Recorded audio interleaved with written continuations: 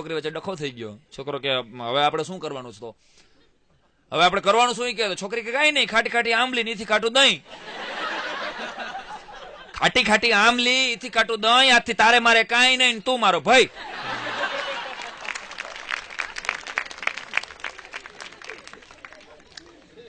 મરે તો છોકરો ગળગળો થઈ ગયો કે ઈ તો ભલે, પણ તું મને મારા લેટર ને મારા ફોટોગ્રાફ્સ ને એ બધું કાલે આપી દેજે હવારના પોરમાં.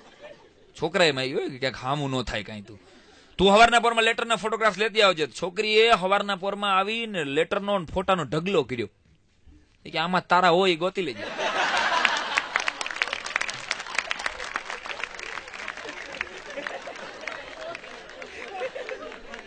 આ ઘણા રેડિયા વાગે છે, હું નવરી છું ગોતી દેવા, મારે બીજાનો મિસ કોલ આવે છે. હેલો, હા શું જવાનો બદલાતો ગયો છે.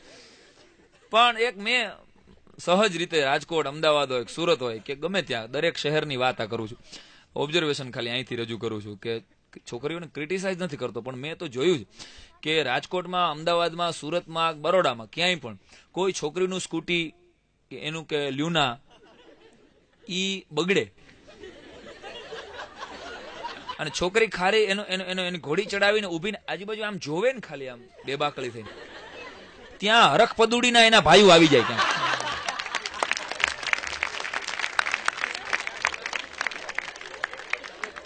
દરેક ચોકમાં 4 આવા હરખ પદુડી HP ભાઈઓ હોય જ.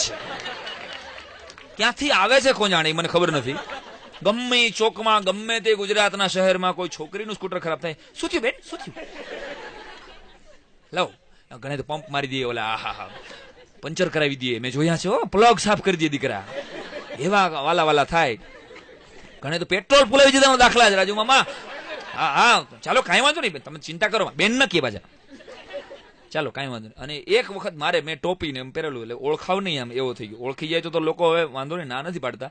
પણ ઇન્દિરા સર્કલ પાસે મારું સ્કૂટર ખરાબ થયું ને, તે એક દુકાનવાળાને મેં કીધું, ભાઈ પાનું આપો ને. મને કે ગીરે લઈને નીકળતા આવા તો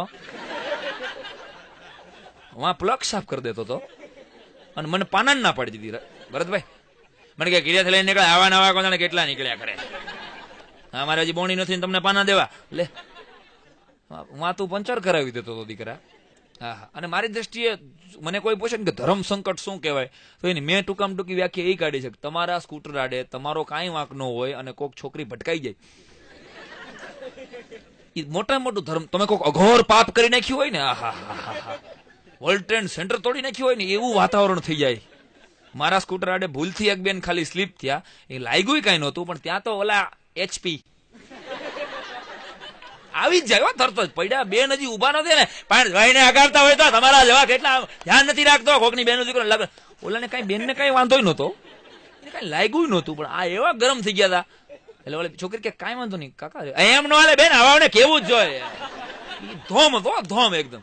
આવાને કેવું જ ભાઈ, એમ ધ્યાનથી અલગ જાય, કોકની બેનને લાગી જાય તો હું ખાલી તું શાંતિ રાખ ને, પણ ઓલા કઈ નથી કરતા, તું શું કે સોઈટો ક્યારનો એમ નહીં બેન. એને કહ્યું ઓલા બેન બિચારી હાલતી થઈ અને સ્કૂટી ચાલુ કરીને વહી ગઈ ને, તો ઓલા કે હાલો હવે સમાધાનના 500 રૂપિયા આપો, હાલો લાવો સમાધાન. શેનું સમાધાન? મેં કીધું તું ભટકાણો નથી, તારી પાસે સ્કૂટર નથી, આ પાંખિયા વગરની સાયકલ લઈને તું રખડ, અને તને છે ને સમાધાનના 500 રૂપિયા આપું. મને કે એમ ન હાલે, તમારે સમાધાનના પૈસા દેવા પડે, અમારે ઘર કેમ હલાવવું આમાં. એટલે 4 ચોકે જે લોકો બેઠા હોય છે ને, એ કોકના એક્સિડન્ટમાંથી ઘર હલાવે છે, આ જેનો ધંધો. ઓહો. અને હું ને અમારો મિત્ર દિલદાન અને સંજીભાઈ અમે બધા સ્ક્રિપ્ટમાં વિચારમાં હાલતા હતા ફૂલચાપ ચોક પાસે. તો રાજકોટમાં ઓલી પેશન છે ને, ઓલો ડ્રાઇવિંગ શીખે છે, ભગવાન જાણે હું શીખતા હોય, પણ એ નીકળે ગાડી લઈને, એક બેન નીકળ્યા અને એવો કાવો માર્યો ને દિલદાનને, તો આંટી દેતો. તો દિલદાન ઉલરીને મારા કેડે બેસી ગયો, આખે ભડુમ કરે. મેં શું થયું? મેં કે દિલદાન, મેં કીધું ટાળી દે તમને. દિલદાન વળી મારી કેડે બેઠા બેઠા મને કે આવા નમણા હાથે તો હાય હાય હાય હાય સાંઈરામ, મને કે નમણા હાથે મરી જવામાં લીજો જ છે, કવિ હૃદય રહ્યો ને. મેં કીધું દિલદાન, તો હું તમને એમ છે કે અહીં જો ભટકાઈ ગયા હોય તો આ જે કાવો મારીને ગયા એ બેન ભૂલથી તમને ગાડીમાં લેત ને તમને હોસ્પિટલ લઈ જાત ને ફૂલનો હાર આપીને કહે કે સોરી મારથી ભૂલ થઈ ગઈ, આપણે કોઈ સારી હોટલમાં જમવા જઈશું. આ મારો જે ફિલ્મમાં થાય એવું કઈ તમને એમ હોય કે આવું કઈ થાત તો રહેવા દેજો. આ કાવો મારીને વ્યાજા હે અને આ રેકડી વાળા જે 4 ઉભા ને, હા એમ, ઈ તમને ઉપાડશે અને હોસ્પિટલે ઘા કરશે કોથળાની જેમ, અને તમારી આંખો ખોલશે ને ત્યાં રેકડી વાળા રાયડું પાડશે. એ કે મોતીઓ તો આવડી મોટી ગાડી ન દેખાણી, આ 4 કલાકથી ધંધો મૂકીને અમારે બે હું પડે અને પાછો માંદો પડી દે. મેં કીધું દિલદાન, પણ આજ મારે પ્રેમ એટલે વેમમાં જેની વાત કરવી છે, પ્રેમ એટલે વેમમાં જેની વાત કરવી છે, એ મારા ગોંડલનો અમારો પરમ મિત્ર વિનુ વાંઢો. હું, અતુલ, વિનુ, અમે 3 ખાસ મિત્રો. અને વિનુ છે ને મોઢાનો મોરો, બહુ મોઢાનો મોરો. અઠવાડિયામાં 3 વાર પ્રેમમાં પડે. એની એવરેજ તો જો, અઠવાડિયામાં વિનુ 3 વાર પ્રેમમાં પડે ને 4 વાર ભંગાય. પાત્રો બદલે, વિનુની પરિસ્થિતિ એકની એક. હા, મેં પાત્રો બદલતા, એમાં અઠવાડિયાથી વધારે લવ સ્ટોરી હાલે ને, એમાં વિનુની લવ સ્ટોરી મહિના દી લગી હાલી. એટલે અમે, હું ને અતુલ ને અમે સમજવા માંડ્યા હવે પાકું વિનુનું ગોઠવાઈ ગયું. એટલે મેં એક દિવસમાં 15-20 દિવસથી વિનુ દેખાણો ને, વિનુ શું છે?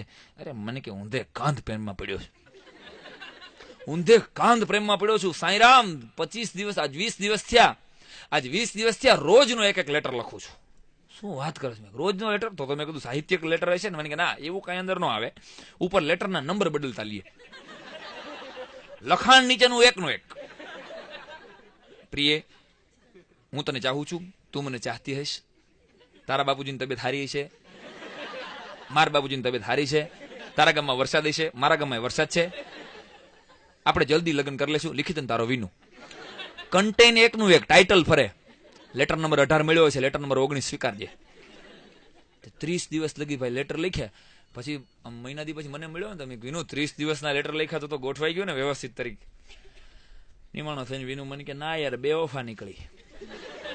મેં કીધું 30 લેટર પછી બેવફા નીકળે બહુ કહેવાય. મને શું થયું, શું કહેતો ખરા વિનુ? મને કે ટપાલી યારે ભાગી ગઈ.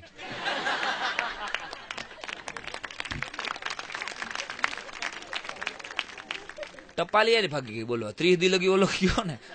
અને લેટર નો તો આપણે જૂનો રિવાજ છે, હજી ઘણાને યાદ હશે. અમારા ગામડામાં હું ભણતો ને, એક જણ મારી પાસે લેટર લખે. મને કે નીતિન કરીને મારો મિત્ર છે, પ્રેમમાં પડ્યો હતો. મને કે લેટર લખી દે ને સાંઈ.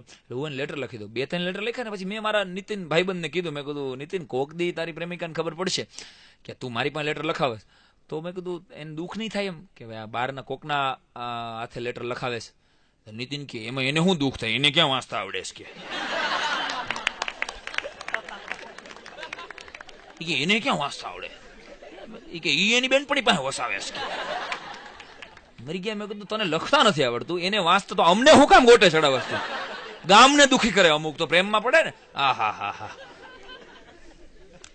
પણ રોડ ઉપર અમે જોઈને ત્યાં અમે કહી દઈએ, કારણ કે અડોઅડા હાલતા હોય ને એટલે સમજી લેજો કે પ્રેમી પંખીડા, અને છૂટા હાલતા હોય ને એટલે આ પૈણેલા. પૈણેલા ધોમ જ થઈ જાય. આમ હાલ ને આવે, વેવલા ને જેમ હાલવા આવે. આમ જલ્દી કરીને મોડું થાય જાય, બસ વહી જાય. 6:30 હતી. એક છેડાડું છોકરું એકાદ હાલ્યું જતું હોય, આને લુ તે તું લુ ને, તારો છે.